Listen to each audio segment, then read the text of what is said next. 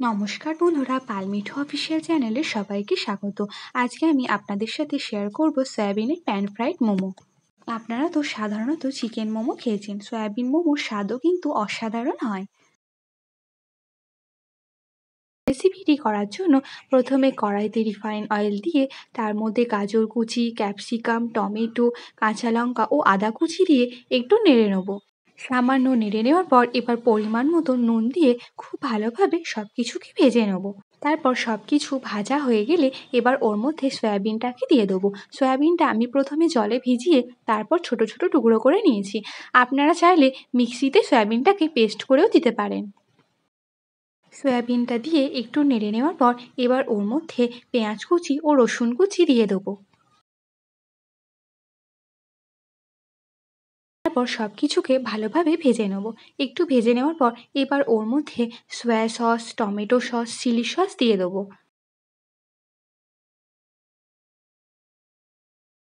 সসগুলো দেওয়ার পর খুব ভালোভাবে মিশিয়ে নেব। সসগুলো মিশিয়ে নেওয়ার পর এবার ওর মধ্যে গোলমরিচের গুঁড়ো ও অল্প পরিমাণে চিনি দিয়ে খুব ভালোভাবে মিশিয়ে নেব।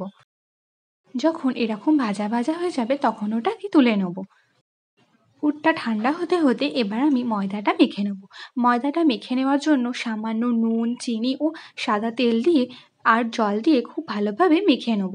ময়দাটা মাখা হয়ে গেলে ওই ডোটা থেকে ছোট ছোট লেচি কেটে নিয়ে তারপর এরকম পাতলা করে বেলে নেব। দিয়ে ভেতরে পুর দিয়ে এরকমভাবে শেপ দিয়ে নেব। আপনাদের যেমন ইচ্ছা আপনারা তেমন ডিজাইন করতে পারেন। এইভাবে সব কটা মোমোর ভেতরে খুব ভালোভাবে পুরগুলোকে দিয়ে দেবো। আমি এখানে আপনাদের দু রকম ডিজাইনের করে দেখালাম। এখানে মোমোগুলো আমার সব কটা হয়ে গেছে। এবার একটা বাটিতে গ্যাসে গরম জল বসিয়ে নিয়ে ওর উপরে এই বাটিটা দিয়ে মোমোগুলোকে একটা একটা করে দিয়ে দেবো স্টিম করার জন্য। মোমোগুলো দেওয়ার পর ঢাকনা দিয়ে 5 থেকে 6 মিনিটের জন্য খুব ভালোভাবে স্টিম করে নেব। মোমোটা খুব ভালোভাবে স্টিম হয়ে গেলে এবার নামিয়ে নেব। এই স্টিম মোমোটাও কিন্তু অসাধারণ খেতে হয়। এর রেসিপি চ্যানেলে দেওয়া আছে, আপনারা চাইলে দেখে নিতে পারেন। এবার কড়াইতে সামান্য রিফাইন অয়েল দিয়ে মোমোগুলোকে খুব ভালোভাবে ভেজে নেব। মোমোগুলো যখন এরকম লাল লাল করে ভাজা হয়ে যাবে তখন তুলে নেব। তারপর কড়াইতে ওই তেলের মধ্যে রসুন কুচি, পেঁয়াজ কুচি, টমেটো কুচি, ক্যাপসিকাম কুচি দিয়ে দেবো।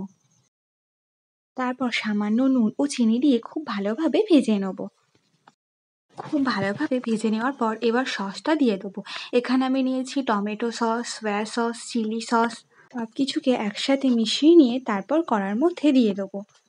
তারপর স্বাদ মতো একদম অল্প পরিমাণে চিনি দিয়ে দেবো। তারপর সামান্য গোলমরিচের গুঁড়ো দিয়ে দেবো। চিনি দিয়ে খুব ভালোভাবে মিশিয়ে নিয়ে এবার আগে থেকে ভেজে রাখা মোমোগুলোকে দিয়ে দেবো। মোমোগুলো দিয়ে খুব ভালোভাবে মিশিয়ে নিয়ে নামিয়ে নিলেই তৈরি হয়ে যাবে আমাদের প্যান ফ্রাইড মোমো। রেসিপিটি কেমন লাগলো কমেন্ট করে জানাবেন, আর ভালো লাগলে লাইক শেয়ার সাবস্ক্রাইব করে পাশে থাকবেন। Thank you.